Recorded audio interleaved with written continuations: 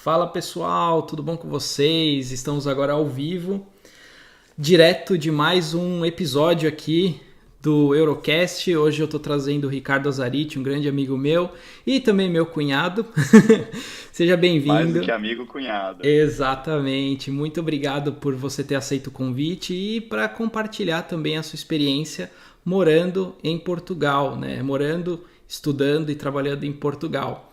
O objetivo, para você que está entrando na live agora ou está vendo esse vídeo agora, o objetivo do Eurocast é trazer pessoas bem-sucedidas, né, que moram fora do Brasil e compartilhar suas experiências, como que é morar, como que é o processo de imigração e como para poder justamente te ajudar, né, ajudar você que está vendo esse vídeo agora, para se mudar caso você tenha esse interesse ou alguma curiosidade a respeito desses países além do Brasil, obviamente, né? Então, ninguém melhor do que você mesmo para se apresentar, Ricardo. Vamos lá. Muito obrigado de novo pelo seu tempo.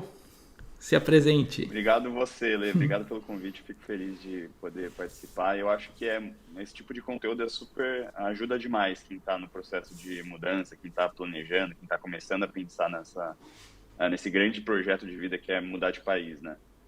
Eu, quando estava no processo de decisão de mudar de país, consumia demais esse tipo de conteúdo e sentia muita deficiência, né? E é muita dificuldade de encontrar conteúdo que realmente ajudasse. Então, fico feliz que você tenha tido essa iniciativa e ter me convidado.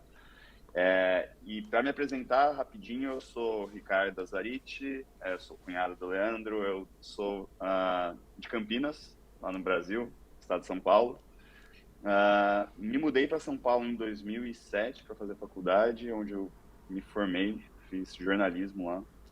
Nunca trabalhei na área, sempre trabalhei com marketing digital e continuei morando em São Paulo depois da faculdade. Então foram ali 16 anos no total morando em São Paulo, um pouquinho menos, acho que 15 anos morando em São Paulo antes de vir para Portugal. Atualmente eu estou morando em Paço de Arcos, que fica entre Lisboa e Cascais, fica na linha do trem entre Lisboa e Cascais. Estou aqui há 4 meses e meio, mais ou menos. Eu sou recém-imigrado, estou aqui há pouquíssimo tempo, mas já estou adorando. Eu vim para estudar, eu vim com visto de estudante, mas eu também estou trabalhando. A gente vai falar um pouquinho mais sobre como que é esse processo daqui a pouco. E é isso. Bom, o meu plano é ficar aqui em Portugal indefinidamente, mas a gente acabou de chegar, né? É tudo muito novo, então o futuro ainda é muito distante. A gente está vivendo cada dia para ver como que a gente vai se adaptando nessa nova realidade. Que legal, Rick, que legal. Obrigado por compartilhar. E é engraçado porque, assim, às vezes a gente se planeja para ficar, tipo assim, 1 ano, 2 anos, mas depois que a gente vê a realidade morando, né, no local, às vezes a gente acaba se apaixonando e os planos mudam, né? Mas Sim, muito sim. legal. Muito legal. E Ri, conta pra gente então, assim, lá no começo, como foi o processo de imigração em relação ao visto de estudante? Como que foi esse processo para você? Tá. Bom, antes de falar do visto de estudante em si, eu acho que vale eu contar um pouco o contexto todo, né, como eu vim parar aqui em Portugal. Eu e a minha esposa, a gente conversa sobre morar fora já faz um bom tempo. A gente começou a planejar, ou pelo menos até as primeiras conversas, sei lá, em 2017, 2016, assim, há muito tempo. E Portugal nunca teve ali no topo das listas. A gente planejava primeiro ir para, sei lá, Canadá. Canadá, que era um país que tem mais acesso, né? Tem uma demanda por profissional, tem maneiras de migrar que são mais fáceis, né? Eles têm lá o Express Entry, enfim, tem uma série de programas federais e das províncias que acabam facilitando. O nosso plano era esse, a princípio, né? Ir para o Canadá. Quando entrou a pandemia, as coisas começaram a mudar, especialmente porque a minha esposa conseguiu a cidadania italiana dela. Então abriu a porta de vir para a Europa, para ela de uma maneira muito mais fácil, né? Para mim também como marido. É, Na verdade, ela deu entrada no processo de cidadania italiana no meio da pandemia. Então com isso a gente mudou o foco do Canadá para Portugal. E quando a gente tomou essa decisão de mudar o foco para cá, a gente ainda não tinha documentação da minha esposa. A minha esposa ela estava tirando no meio da pandemia quando a gente tomou essa decisão. Então a gente se planejou para mudar para cá de uma maneira legal, mesmo se ela não tivesse, mesmo se não chegasse a cidadania dela. Então, quando a gente tomou essa decisão de vir para cá, eu encontrei um caminho mais fácil para vir legalmente, que era com o visto de estudante.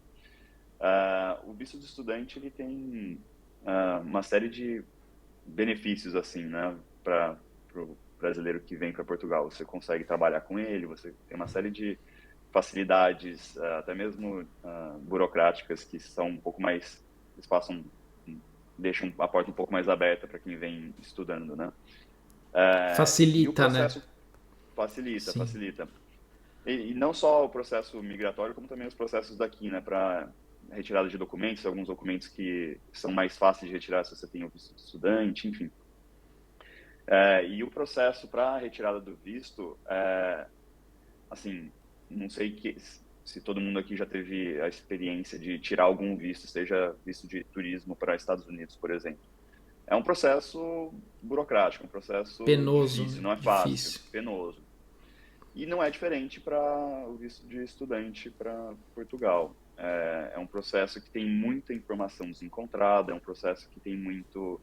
é, Até mesmo as instituições, né, o próprio site do consulado não é necessariamente o mais atualizado, o site do CEF, que é a Secretaria de Estrangeiros e Fronteiras aqui de Portugal, que é quem, entre aspas, regulamenta esse tipo de visto, também tem informações super difíceis de encontrar. Então, foi um processo penoso.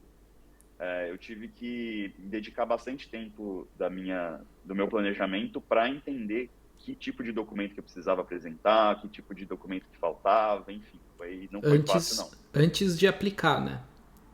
Antes Antes de de aplicar. aplicar, na verdade, como que o processo se dá, né, para estudante? Você primeiro, antes de dar entrada no visto, você precisa ter sido aprovado pela faculdade. Importantíssimo isso Então, aí. a primeira coisa que você tem que fazer é entrar em contato com a sua universidade, ver qual universidade que você quer aplicar, passar no processo seletivo, e uma vez com o processo seletivo aprovado, a universidade vai te enviar uma carta de aceite, uma carta, é, ou o pagamento de matrícula, algum comprovativo de que você de fato vai cursar alguma coisa com eles. Com isso em mãos é que você pode dar entrada no seu visto. Sem isso, você não consegue. Então, o primeiro passo, assim, base, é passar na sua pós-graduação, no seu mestrado, na sua graduação. Sem isso, esquece, você não vai conseguir tirar o seu visto de estudante. Nem adianta, né? Não tem jeitinho. Não, não vai ter jeitinho, você vai ter que... uma coisa que eu vejo muita gente fazendo e eu não recomendo, vir para cá como estudante enquanto você está procurando uma faculdade. Vir como turista, perdão. Vir com o seu passaporte sem nenhum visto, porque você pode entrar em Portugal sem nenhum tipo de visto, você entra com um passaporte brasileiro, ou você pode ficar 3 meses. Passou de 3 meses, você está em situação irregular no país. E eu vejo muita gente que, por, sei lá, putz, a fila está muito grande, não consegui passar, eu vou arriscar agora, vou com meu passaporte, e lá, chegando em Portugal, eu faço a minha matrícula, eu dou a entrada no meu visto. Isso eu não recomendo por N fatores. Você corre Sim. risco de ficar irregular, corre risco de não dar certo, corre risco de você não conseguir documentação necessária. Enfim, né, o que a gente menos quer Sim. nesse processo de mudança de país é estar numa situação mais desconfortável do que a própria mudança, é estar na mudança e irregular. Então, é isso que a gente quer evitar. Exato. E até um comentário em cima disso, né? A gente vê muitos grupos de Facebook, inclusive, ajudando, né? Ou incentivando que as pessoas simplesmente vá na loucura. Mas isso é uma coisa que nunca dá certo. É importante até isso que você comentou, porque muitas vezes as pessoas falam assim: a situação que eu tô aqui no Brasil eu não aguento mais, então eu vou me mudar para conseguir uma vida melhor. Só que qual que é o ponto? Se você se muda para um lugar irregular, você não vai conseguir alugar casa muito fácil ou apartamento muito fácil. Na verdade, não é nem fácil, você não vai conseguir at all, né? Não, Uhum. nem a pau. Sim. É. vai conseguir só subemprego, então são empregos que exigem muita mão de obra assim cansativa que as pessoas normalmente não fazem. Você pode correr o risco de às vezes não receber porque como é um trabalho ilegal, você tem o risco do patrão não te pagar, então tem N fatores que faz com que as pessoas até fiquem em situação de rua, assim. É bem triste isso. É bem triste. E quando elas conseguem voltar, né? Elas voltam e falam mal do país. Sim. Então, é Até sempre. pegando o gancho nisso que você está comentando aí, eu vi recentemente, saiu essa semana uma matéria em vários lugares comentando justamente de pessoas que vieram para Portugal de maneira irregular, achando que iam conseguir ficar, iam conseguir emprego, iam conseguir se bancar, dando entrada no consulado brasileiro aqui em Portugal, pedindo ajuda para pagar a passagem para voltar para o Brasil. Então, assim, eu acho que existe um movimento recente, muito grande, de brasileiros vindo, especialmente para Portugal, nessa gana de, não, eu vou mudar de vida, eu vou conseguir. Assim, tem muita gente que vende, entre aspas, né, na internet, o sonho realizado de vir para É, Portugal e dar tudo certo. Você consegue tranquilamente. Cara, mudar de país não é fácil. Eu tô aqui há 4 meses, muitas coisas deram muito certo. Eu tenho o privilégio de ter tido um tanto de atalhos, não atalhos, mas suportes de muitas pessoas. Eu tive muita sorte com timing de documentação, que eu vejo muita gente tendo dificuldade. E mesmo assim, para mim, que já foi, entre aspas, mais fácil, eu já sofro, então eu fico imaginando as pessoas que estão aqui de uma maneira completamente irregular. Deve ser ainda mais difícil. exatamente. E para dar um exemplo, quando eu e a Má a gente se mudou para Portugal, eu sou cidadão. A gente, por ser casado, ela tem direito também a ter a residência. Uhum. E o CEF estava demorando meses. Mesmo Sim. ela sendo casada com um cidadão português, estava demorando meses. Imagina para quem não tem nenhum tipo de vínculo com Portugal, né? Então, isso é uma Sim. coisa que é importante frisar. Não faça isso, não vá no loucura, pelo amor de Deus. Se tiver uma coisa para vocês que estiverem ouvindo aqui a live aprenderem, aprendam isso. Não venham na loucura. Não venham na loucura, não venham na loucura. Ri, aí falando um pouco a respeito do tempo de preparação, né? Então, obviamente, a mudança ela não é do dia para a noite. Então, quanto tempo mais ou menos você teve para se preparar? Como foi essa preparação? Conta pra gente. Como eu comentei, o plano da mudança de país já não era algo novo, né? Lá em casa. Eu e minha esposa, a gente já falava disso há muito tempo. Então, se considerar o tempo do primeiro dia que a gente falou disso até a mudança, foram vários anos. Mas falando especificamente de Portugal, né? A gente deve ter tomado a decisão de vir para Portugal em, sei lá, 2020, talvez. 2000, acho que foi 2020, comecinho de 2020, que foi quando surgiu a cidadania italiana para minha esposa, né? É, então a gente começou a se planejar ali, em 2020. A gente se mudou em julho de 2022, desse ano. Então foram aí 2 anos e meio. Mas a partir do momento que eu apliquei para o curso, eu apliquei para o curso em fevereiro, deixa eu ver se foi isso mesmo, em janeiro de 2022. Então, do momento que eu recebi a carta de aceite da faculdade até o momento da mudança, foram 7 meses. Esse daí é o período para retirar o visto, porque uma vez com o aceite a carta de aceite da universidade, eu tenho que começar a pegar toda a documentação para agendar a entrega dessa documentação no consulado português. Daí o consulado português tem o seu prazo para emitir o visto, e daí com o visto eu posso vir para Portugal. Então, esse prazo todo de burocracias aí demorou cerca de 7 meses. E um dos pontos que eu acho que vale reforçar, eu comentei que eu tive algumas sortes, né, no meu caminho. Uma das sortes que eu tive foi de ter dado entrada no visto de estudante numa fase de baixa demanda, porque existem momentos no ano que aumenta a demanda por visto estudantil. O ano letivo aqui começa em setembro, mais ou menos. Então tem uma demanda muito alta de retirada de visto lá para junho, maio, que é mais ou menos quando o pessoal dá entrada na documentação. Como eu consegui a minha carta de aceite em janeiro, eu dei entrada no visto finalzinho de fevereiro, comecinho de março. Então, o meu visto chegou em pouco tempo.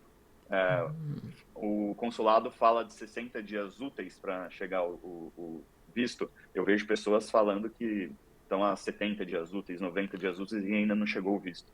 No meu caso, demorou 30 dias corridos, justamente porque eu peguei essa baixa demanda. Olha só, o timing foi Mas perfeito. o timing foi perfeito, assim, porque chegou meu visto logo antes da enxurrada Da de enxurrada. solicitação lá no consulado. Mas só antes mesmo se for considerar o processo inteiro da mudança para Portugal, eu comecei a conversa com a minha empresa falando que eu ia mudar de país em julho de 2021.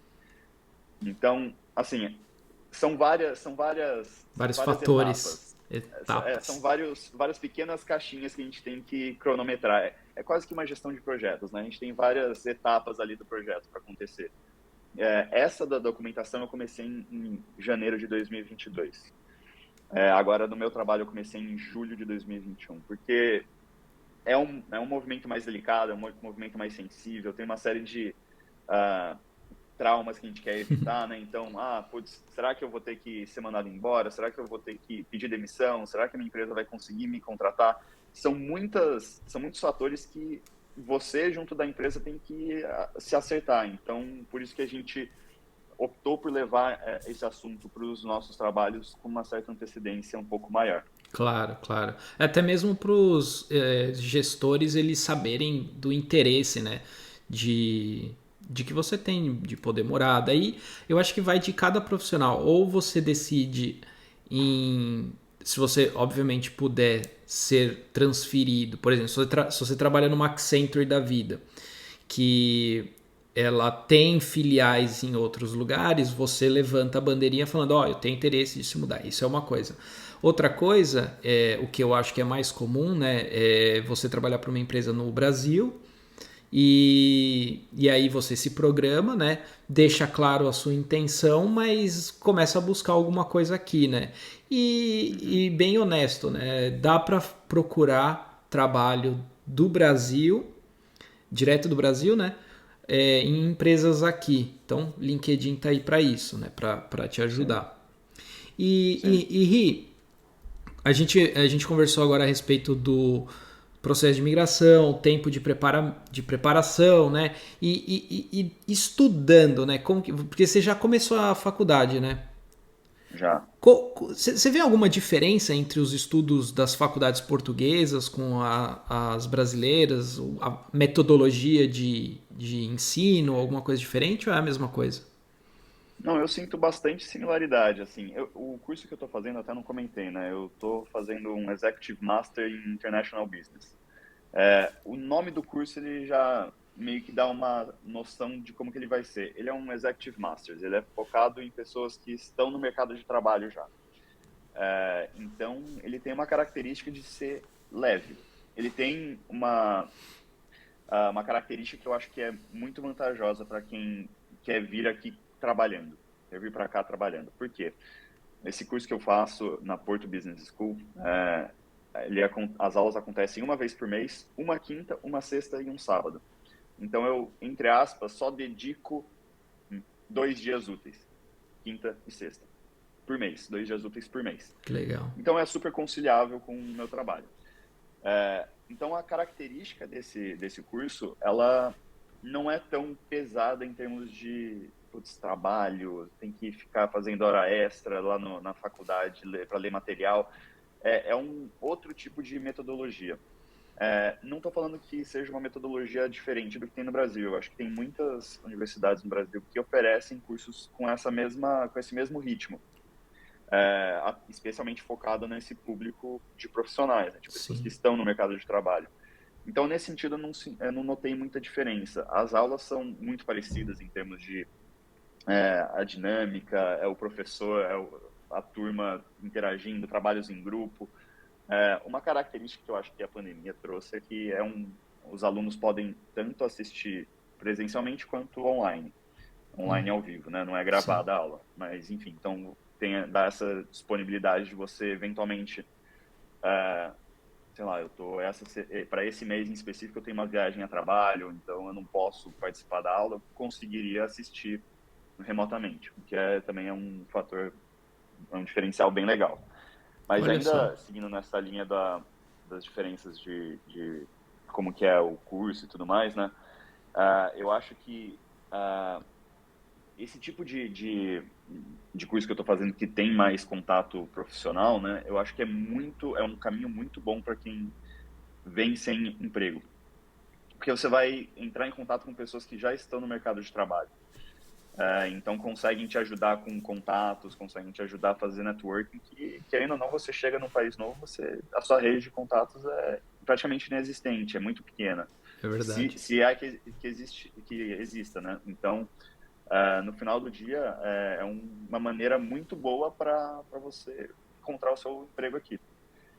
Inclusive, a faculdade mesmo propicia muito disso, né? Ela tem as suas ferramentas, tem as feiras de trabalho, tem os professores, eles têm contato no mercado de trabalho, então eles divulgam vagas para a sala de aula. Então, acaba que é um caminho bem interessante para quem quiser migrar, assim.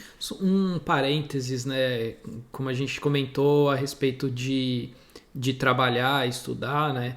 Se a pessoa sai do Brasil, aplica para uma faculdade, ela começa a fazer a faculdade, está tudo certinho legalmente falando, né?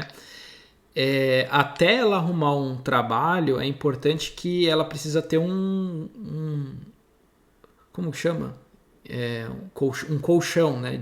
Um colchão financeiro para poder Financeiro, se sim. bancar durante 3, 4 meses em euro.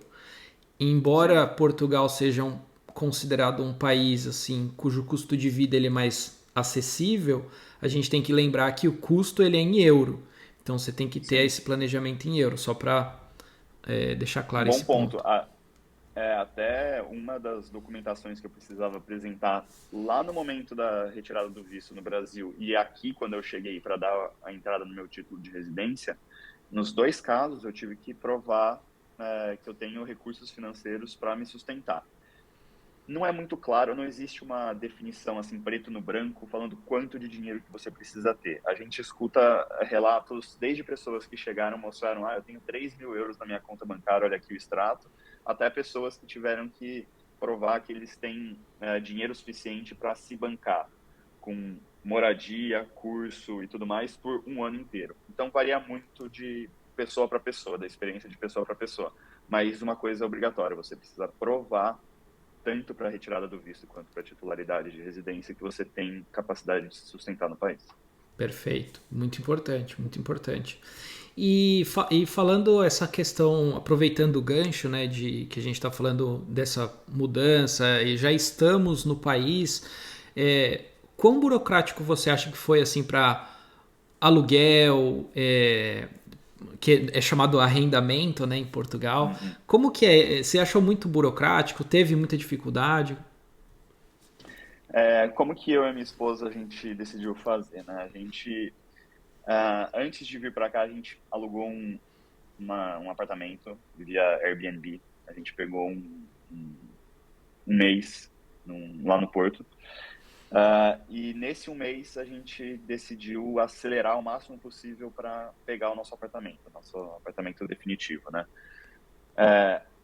Sendo bem sincero, a gente teve muita sorte, mais uma vez. A minha esposa, quando a gente tomou a decisão de mudar para cá, minha esposa começou a conversar com portugueses da área de trabalho dela, para saber como é que era o mercado, enfim, ver se tinha vaga e tudo mais. E uma dessas pessoas que ela conversou é a senhoria, é a dona do apartamento onde eu moro atualmente.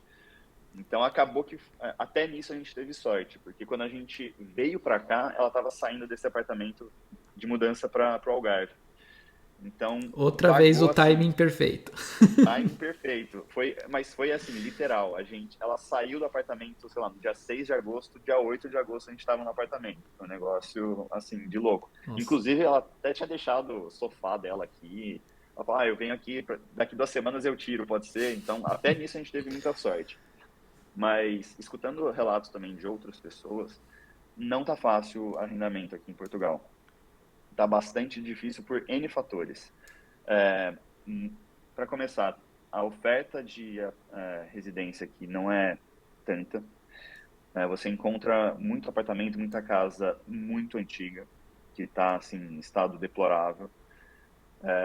Então você vai ter que vai ter um investimento ali para dar uma ajeitada, enfim. Também tem muito apartamento, muita casa que não tem absolutamente nada, você não vai ter que reformar nada, mas não tem Não tem fogão, nada. geladeira, não tem nada, tá vazio, então você vai ter Nossa. que de novo arcar com alguma coisa. E o que é mais comum é você ter dificuldade na hora de arrendar em termos de garantia. Aí no Brasil a gente tem fiador, tem seguro, como que é o nome? Seguro Fiança, né? fiança, Seguro fiança. né? E aqui em Portugal tem algumas maneiras, né, de dar garantia. Para mercado português, né, se você for português, morar em Portugal já, é muito comum, me paga duas rendas, né, dois aluguéis e me dá dois aluguéis de calção. Esse é o padrão. Isso para quem é português e mora em Portugal já. Para imigrante, como existe um risco, entre aspas, maior, né, porque tem muito imigrante que vem, Na eu loucura. comentei agora há pouco, vem na loucura, pode ser que ele não consiga, né, pagar. Então, o que acontece muitas vezes é para o senhorio, o dono do imóvel, nota que você é imigrante e vai pedir uma garantia um pouco mais gorda. Eu escutei relatos já de senhorio pedindo 1 ano de arrendamento antecipado. Foi o que Cara, um aconteceu ano de comigo e com a arrendamento Má. assim, é um valor absurdo, é muito dinheiro. Então, se você não coloca isso ali na sua planilha do planejamento financeiro, cara, vai impactar pesado.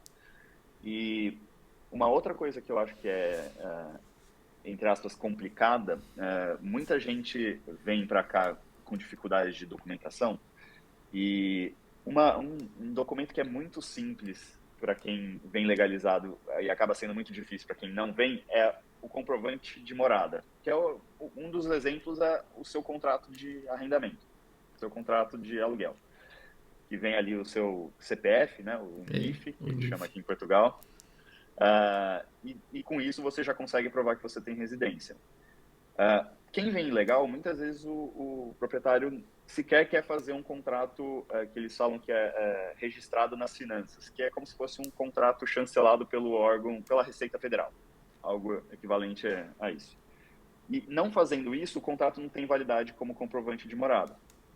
Então, mais uma vez, para quem vem sem documentação, pena um pouco mais.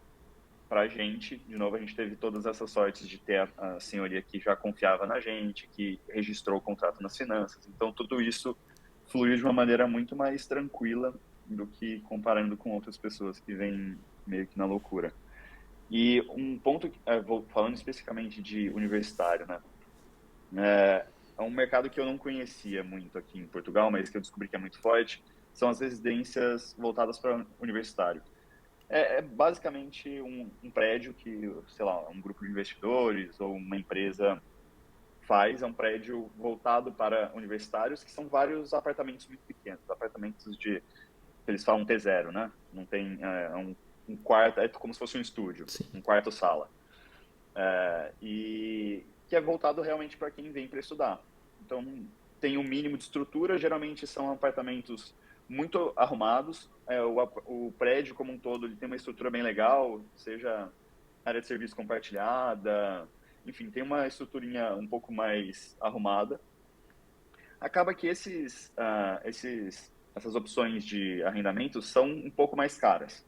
Só que são alternativas muito interessantes, porque geralmente são próximas da faculdade, geralmente você vai conviver com pessoas da universidade, então você acaba tendo a oportunidade de fazer um networking, nem que seja ali um networking da sua vizinhança. Então é uma alternativa bem legal. E aqui em Portugal eu vejo muitos sites desse tipo, né? Tem o Living, tem o Uniplaces, enfim, uma série de sites que tem essa característica que eu acho que vale para quem vem como estudante.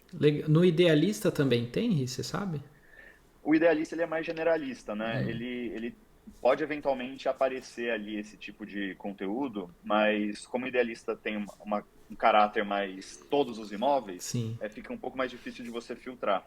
Mas tanto o Uniplaces quanto o Living são alternativas bem focadas no público universitário, é bem legal. Que legal, que legal. Eu vou deixar os links da descrição do vídeo aí para quem quiser procurar a Boa. respeito. Obrigado, legal. E assim, para você tem sido fácil conciliar, né? Eu sei que a gente comentou a respeito do trabalho e do trabalho e dos estudos, né? Mas como tem sido assim conciliar os dois? Assim, você comentou de fazer você tem que ir uma vez só, né, por mês Uhum. e você está conseguindo, como que eu Sim. posso elaborar bem essa pergunta aqui? Você tem conseguido, porque assim, você Equilibrar a vida profissional equilibrar, e a vida. porque assim, você mora em Passo de Arcos e estuda em Porto. Uhum. Então, se você olhar no É, mapinha, é muito longe. Então, é. como que você tem conciliado isso? Isso daí é um ponto que eu acho que eu subestimei, talvez, assim. Quando a gente veio para cá, a princípio, a gente morou o primeiro mês no Porto, a gente viu lá o que a gente ia achar do Porto e a gente pensou em morar ou no Porto ou em Lisboa. Porto pela proximidade da faculdade, né, para mim ia ser cômodo, só que para a área profissional da minha esposa, Lisboa tem um mercado maior. Então a gente se apaixonou aqui pelo apartamento que a gente está morando. O Lê conheceu, tem uma vista deliciosa, é difícil não se apaixonar. É verdade. Então, a gente acabou optando aqui por Lisboa. Então, de fato, o que eu tenho que fazer é, uma vez por mês, eu tenho que subir para o Porto. Eu já tive, o meu curso começou agora em outubro, então eu já tive 2 meses de aula. No primeiro mês eu fui de ônibus e agora no segundo mês eu fui de carro. Não é uma viagem simples, porque são 3 horas e pouquinho de ônibus ou de carro. Então eu tenho que ir na quinta-feira. ah, eu tenho que ir na quinta-feira, aliás, na quarta-feira, que é a véspera do curso. Eu tenho que ficar trabalhando de lá na quarta-feira, porque eu não, o meu dia off para o estudo é a partir de quinta, então eu tenho que chegar na quarta-feira antes do meu expediente. E daí eu fico quinta e sexta, sábado, e eu volto depois da aula, né? Então, essa dinâmica do curso mesmo, eu já meio que resolvi, já meio que equacionei. Agora, um outro ponto que está sendo um pouco mais desafiador, que eu estou começando a sentir agora, são os cursos, os trabalhos, né? Porque, querendo ou não, eu tenho várias matérias simultâneas. E eu tenho que fazer trabalho em grupo, tenho que fazer. Todo mundo do grupo trabalha, então Sim. acaba que todo mundo ali entende a dificuldade de horário natural. De cada um.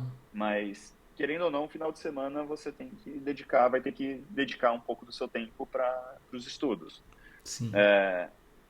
Mas assim, a gente não veio para cá para fazer turismo, né? A gente veio para cá para construir uma vida. Então, assim como no Brasil a gente tinha eventualmente que usar os finais de semana para coisas do dia a dia, seja estudar, seja enfim, arrumar a casa, coisas boring, coisas tediosas da vida adulta, né? Aqui também, a mesma coisa. Então, eu tenho que começar a organizar a minha agenda nesse sentido.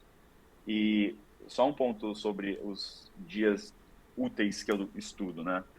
Isso vai muito de caso a caso. Eu, na minha empresa, o meu acordo que eu tive com a minha empresa é que eu estou tirando meus dias de férias para esses dias de aula. Mas isso vai muito da sua conversa com a sua empresa. Sim. Eu escutei relatos lá de colegas no trabalho que a empresa liberou dias de estudo, beleza, você pode, dia pago, normal, não tira das suas férias, então depende muito da sua negociação com a empresa, não tem muito uma regra que vale para tudo. Que legal, Ri. E falando, mudando um pouco de assunto, assim, agora que você já está aí 4 meses, né, tá aprendendo como que as coisas funcionam, teve algum perrengue que você queria compartilhar? Um perrengue que você passou? Cara, perrengue, é que é curioso, até agora eu não tive nenhum grande perrengue. Eu acho que eu tive muita sorte de conseguir. conseguir tudo ao seu tempo, assim, olhando no retrospecto, em 4 meses, a quantidade de coisas que eu consegui realizar foram, cara, muitas coisas. Eu acho que, se for ver perrengue, tiveram dois ali que eu acho que são um pouco mais chatos. Um que não é comigo, que aconteceu com a minha esposa. Como eu comentei, a minha esposa tem o passaporte italiano, então por conta disso ela tem direito a título de residência aqui em Portugal. E é simples, ela tem que ir num departamento aqui na loja do cidadão, tipo, Poupa Tempo daqui, levar o passaporte e falar, ó, tô morando nesse endereço, levar o contrato de arrendamento. É isso. É isso. Só que a gente não sabia onde que tinha lugar para fazer isso. Ah, você tem que ir no próximo da sua casa. Eu levei ela para Lisboa, porque eu falei, pô, Lisboa vai ter uma loja do cidadão, vai ter um Poupa Tempo. É. Levei ela no Poupa Tempo lá de Lisboa. Ela chegou e foi falar lá com a atendente falou, não, mas você mora em Passo d'Arcos? Tem que ser Tem que ser no lá. Poupa Tempo lá de Passo d'Arcos.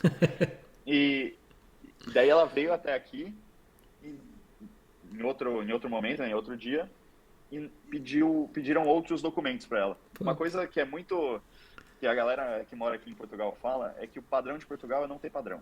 É Então, verdade. é muito comum a gente escutar uma coisa em um lugar e vai em outro lugar e escuta outra coisa diferente. E um outro perrengue, que esse daí eu acho que foi o mais difícil, foi eu vim com o meu cachorro. Nossa. Então, o perrengue da mudança, da viagem com o cachorro, nossa, é uma novela à parte, assim. Porque no Brasil você já tem que fazer uma série de documentações que você tem que levantar. O cachorro não tem passaporte, mas tem um documento lá que é como se fosse um passaporte, falar, provando que ele tem microchip, que ele está vacinado, quem é ele e tudo mais. Então tem uma série de coisinhas ali. E a minha esposa veio com ele na caixa, só que ele é um cachorro um pouquinho maior do que o permitido para vir na cabine, então teve que vir na caixa, Nossa. no O bagageiro, porão. no porão.